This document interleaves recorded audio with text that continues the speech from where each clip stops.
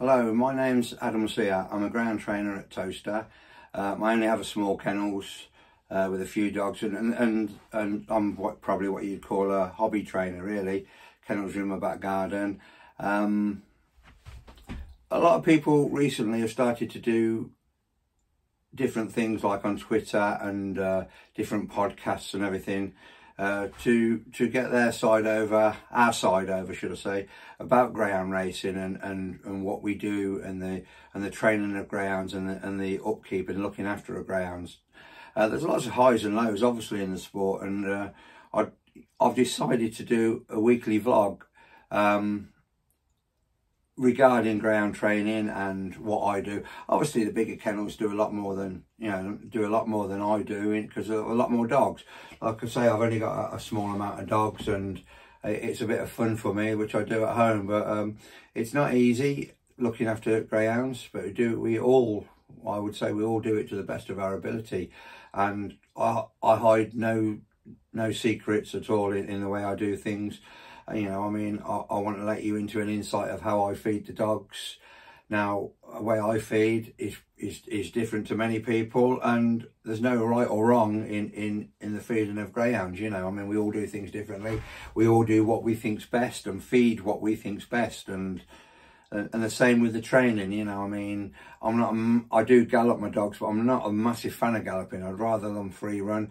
Not always possible, so I'm fortunate that a friend of mine's got a gallop who I'm allowed to use, which is fantastic. But a lot of people love to gallop, and you know, there's no rights or wrongs, and that's what I'm trying to say. Moving forward, I'm going to try over the few weeks and like I say, do it weekly. Race days, preparing the dog for racing, show the races that they run, hopefully, if you know, and whether they win or whether they lose, and to let you know what they've done and the times they've done, and just an insight into greyhound racing. There's no, you know, there's a lot of people out there who disagree with greyhound racing, and I'm not going to say they're wrong in their thoughts.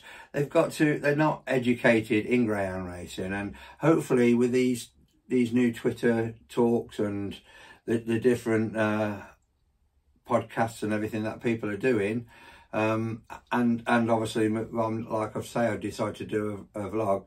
Yeah, people might learn a little bit more from greyhound racing and the way we do things. So that's my story.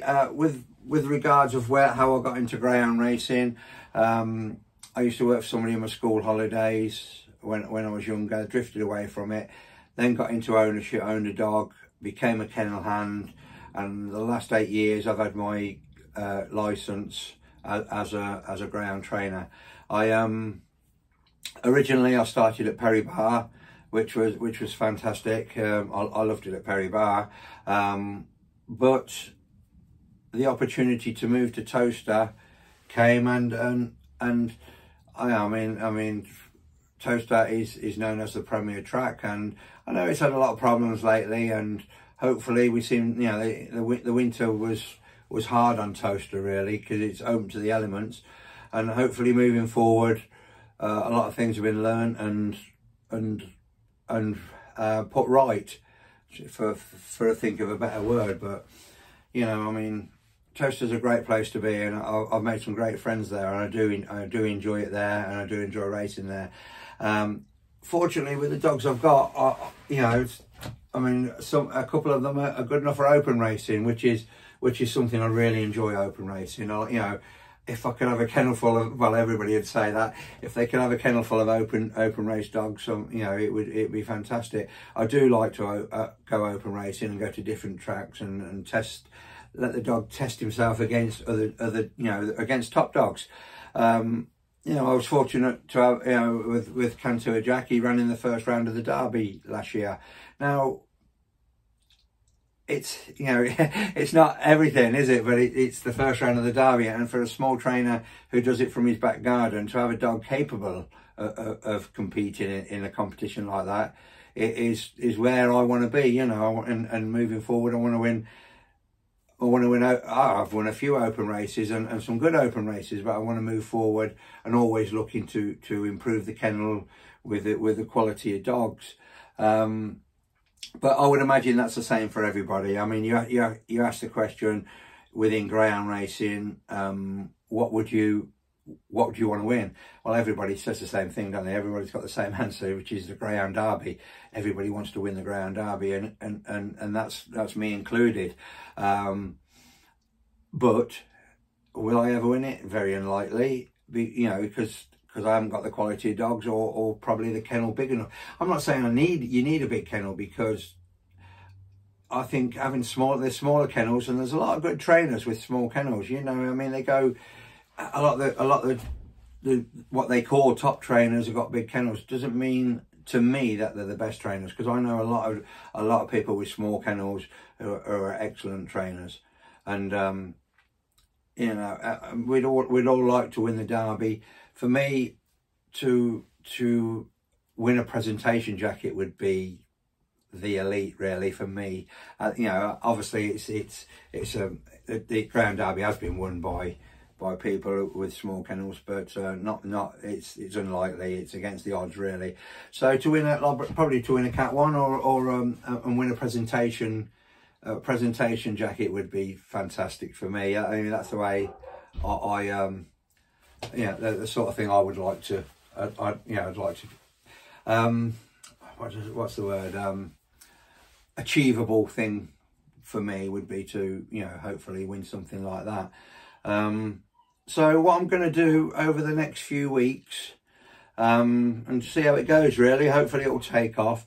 I'm going to try and let you into the highs and lows of my kennel, the feeding, the training, race days, preparing the dogs, and let you know everything I do. And people who don't know about ground racing, hopefully they can watch it and might learn and look at ground racing in a different light. But that's what I'm going to try and do anyway.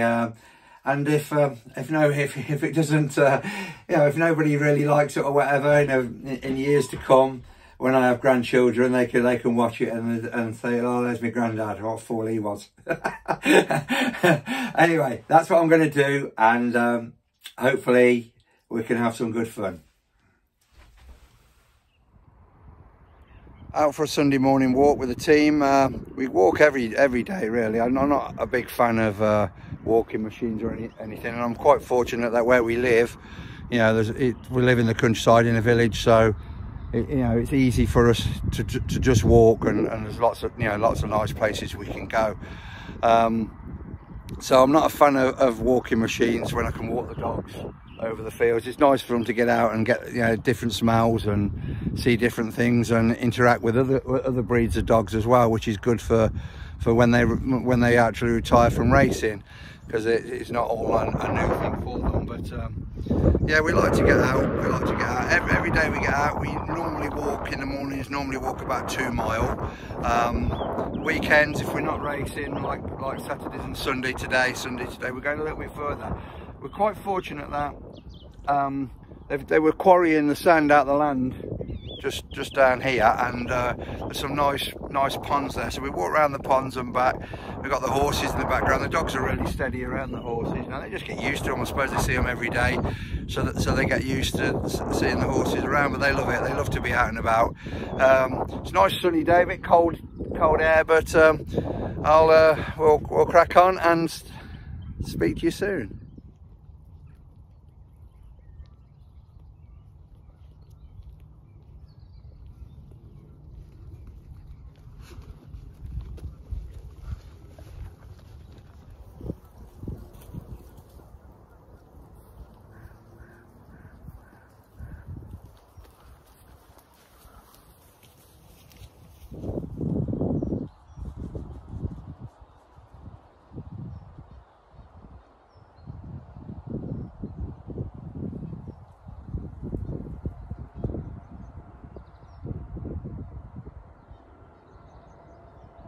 On the way back, just going past the ponds, There's the swans on the pond in the back, on one of the ponds in the background. You see them just through the trees.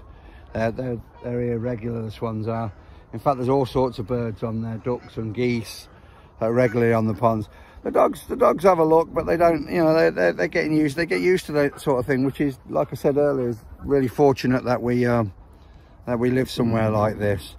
It's lovely, you know, it's a lovely place to be. And there's a path that we're making our way back along to go home. Get home, have a nice cup of tea, let the dogs have a rest. Then we're galloping this afternoon, and then I'm taking one of them to be checked over a bit later on. So a busy day today. From a walk now, dogs are all back on their beds, all had a drink of water, all settled down, and I'm just going for that nice cup of tea I promised myself.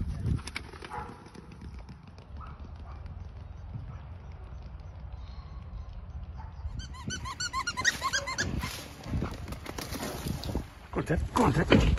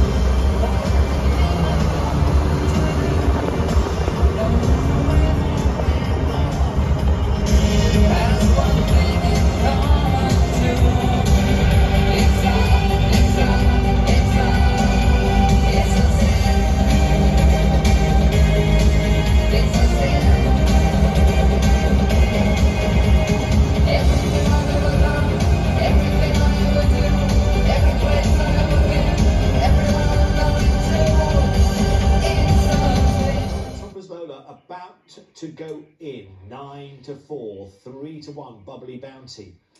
It's bigger odds the rest. The runners are going into the traps 4:08, 500 metres for this open race at Toaster. And more, of course, from Mullingar in due course. There we go. All set, Toaster, I think. Yeah. The starter's in front of the traps, waves the flag, and the hare is on the move. Here's the colour. So, hare's on the spin for the 4:08 from Toaster. Off and racing, 2 with the bingo break, and that 2 Canto the Jack being joined by the 6 there, Bubbly Bounty. As we go down the far side now, 2 will lead, and leads just there from that 6 and 4 who are shadowing each other with every stride, then back to 5, then 3 and 1. To be fair, a blanket covers a lot of them. In between the last couple of ends, and 2 will try and kick away from this 6. And that is Canto the Jack. They've ran himself up to the wire. 2's going to hold 6 comfortably at bay, and 4 back in third. So trap 2 taking this for Mr. White. Canto the Jack there for the Stadium Bookmakers Standard Open. And trained by Adam Sear, owned by Mr. White. Canto Jack, win number 10 from 41 starts. And 1 averagely away. Canto Jack, better away. Yeah, he's a top man, Adam, as well. He literally lives round down the road from Darren and Carol, so he's local. He's a really good guy, and he's done a really good job with this dog. He's a nice dog, and when he leads, he's difficult to beat. And we said whatever led in this race, it looked like they would go on to win. You know, the only one who really stayed in the race was Arthur Pumpkin. She tried to make a move going into the third bed and just come together with Trumpers Lola on her inside, and there was just a little bit of trouble there with 5 involved, a bit for you, Mikey. And yeah, once leading, he's pulled away to win well in the end. Nothing was going to catch him, and yeah, he's done that well, Canto Jack. A really nice run. Wow, how good's that, Jack? Jack wins his open race. Hey, Jacko. Hey, come here, Jack. Come here. Good boy. Hey, look, Jacko.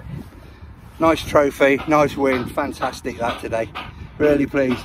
Disappointed because Rocky didn't go too well, but delighted with Jack. Brilliant stuff, Jacko. Great stuff. Open race winner again. Well, that's my 2 races over for today at Toaster. 2 open races. The ups and downs of greyhound racing have happened again, struck again today. Whizbang Rocky, who I did think had a good chance today. I did think he'd go quite well. Didn't happen for him. It didn't happen at all. Fell out the traps. He ran well down the back and to the first bend, but being a young dog, he found it difficult to get past at times, and ended up, he's the sort of dog, because he's a young dog, he sort of throws, if he's near the front, he'll throw the towel in, unfortunately, coming off the 4th bend. Ended up coming last, which was really gutted me, to be honest, because I did think he would go well. Cantua Jacko, I was a bit worried about him this morning. He was very quiet. I thought he might be a little bit off colour, but I fancied him to have a chance in the race. And what did he go and do? Went and won in 29.75. Nice trophy to take home. So smiling again. So from being really down in the dumps, now I'm delighted with Jack, and I get to take a nice trophy home, and it's decent win money as well. So that's the ups and downs of greyhound racing, unfortunately. You win some, you lose some, but at least I can go home smiling.